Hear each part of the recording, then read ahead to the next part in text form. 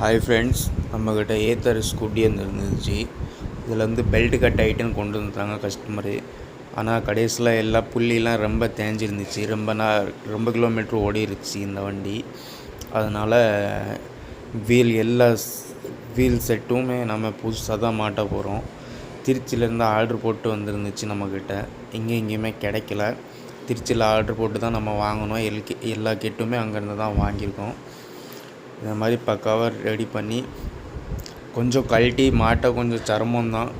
ஆனால் கடைசியில் எல்லாமே கழட்டி மாட்டி இது பண்ணிட்டோம். இந்த வீலில் வந்து டபுள் பேரிங் இருக்குது.